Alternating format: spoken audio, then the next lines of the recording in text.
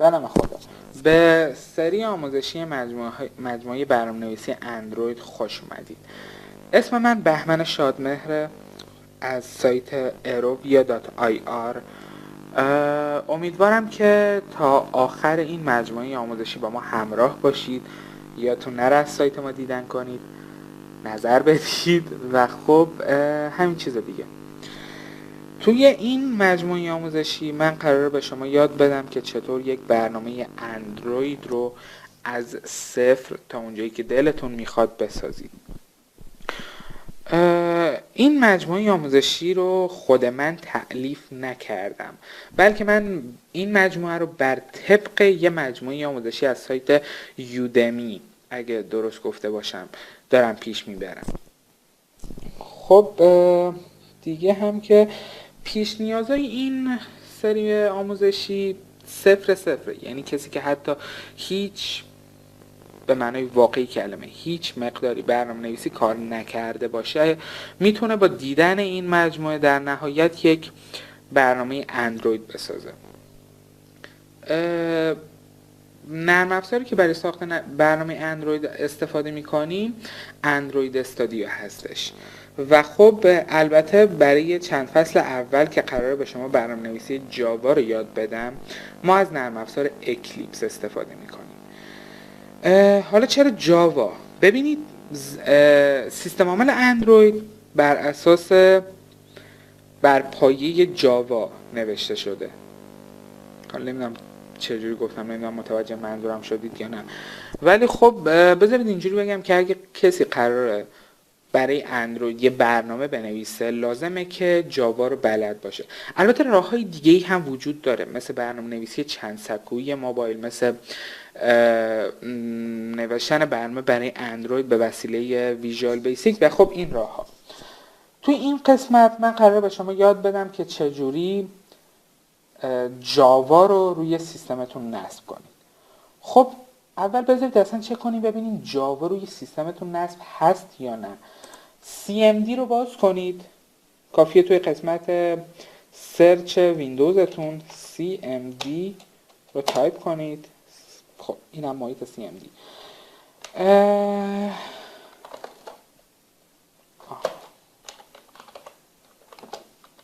از این رنگ بیشتر خوشم میاد.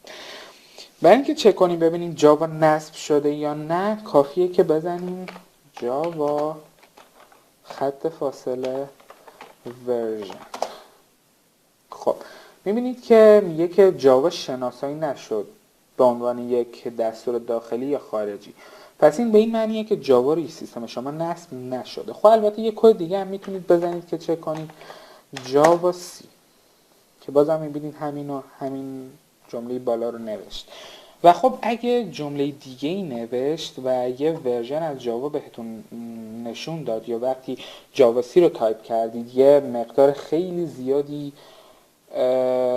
تو شروع کار بذارید بهش بگیم چرت و پرت، یه مقدار چرت و پرت نوشت، به این معنیه که جاوا روی سیستمتون نصبه و دیگه نمیخوادین ادامه این قسمت رو ببینید. خب من CMD رو میبندم. شما اول لازمه که جاوا رو نصب کنید. من جاوا رو اینجا ریختم، JDK جاوا دیولپمنت کیت. خب اینو به نظر من بهتره که به فارسی تایپ کنید توی گوگل و از یکی از سایت‌های فارسی اینو دانلود کنید. علت این حرفم هم اینه که خب سایت اصلی سازنده JDK ایران رو تحریم کرده. یه حماقت، نمیدونم چجوری این کارشون رو باید بگم، ولی خب به هر حال ایران رو تحریم کرده و بدون فیلتر شکن یا تغییر IP یا این چیزا نمیتونید به سایتشون دسترسی داشته باشید. خب من بذارید JDK رو نصب کنم.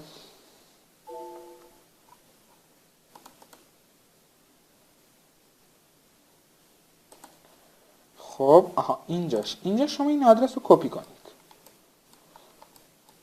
ببخشید این راست کلیک مقدار مشکل داره. کنترل C. خیلی خوب. اوکی نکست.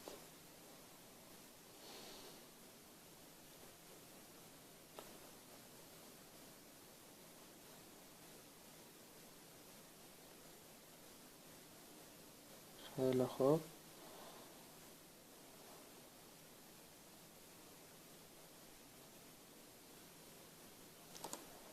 دیگه اینجاش باید صبر کنید تا نصب بشه، هیچ کاریش هم نمیشه کرد.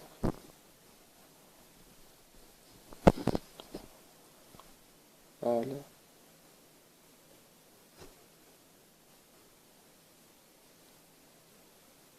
بله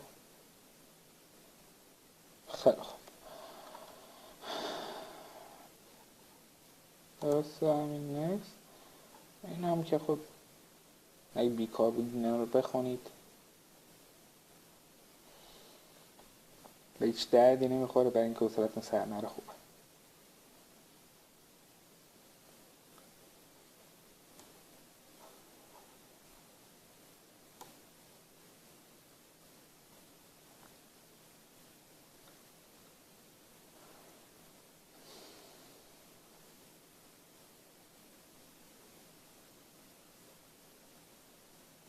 خیلی خوب.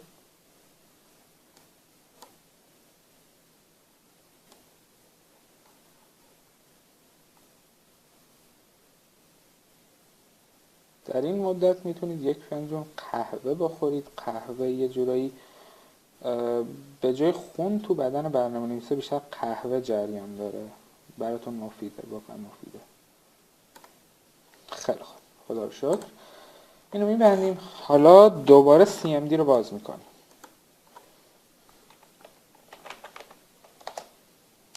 خب جاوا فاصله ورژن.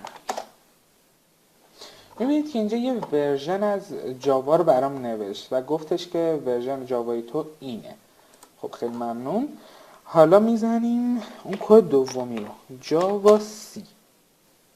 میبینید که یه مقدار چرت و پرت نوشت و از این حرفا. البته اگرم ننویسه اشکال نداره، ما یه کاری رو انجام میدیم بعدش دوباره میایم چک میکنیم. خب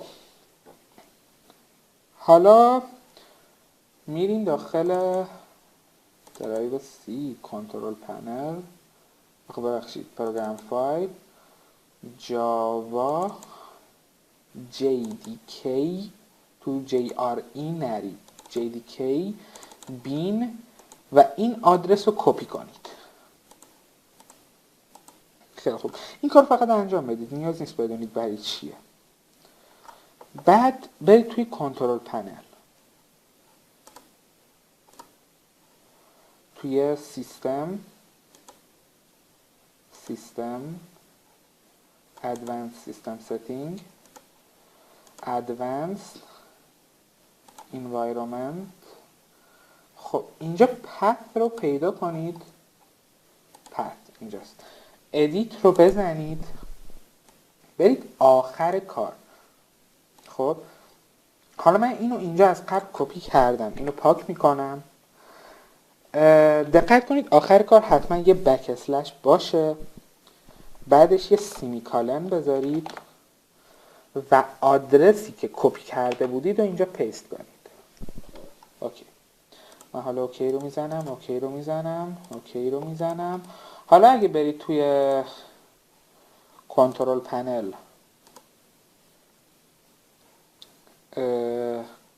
ببخشید توی سرچ CMD رو تایپ کنید و رنگش رو من اول بذارید تغییر بدم. خب CMD رو تایپ کنید و جاوا سی رو بزنید، باید این چرت و پرتا رو براتون بنویسه. خیلی خوب، امیدوارم تو این قسمت اول خوابتون نبرده باشه.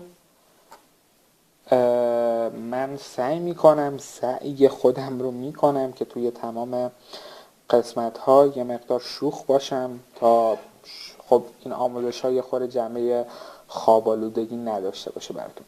یادتون نره که از سایت ما دیدن کنید erovia.ir erovia.ir فقط بس اینکه مطمئن بشم گفتم و کامنت بذارید.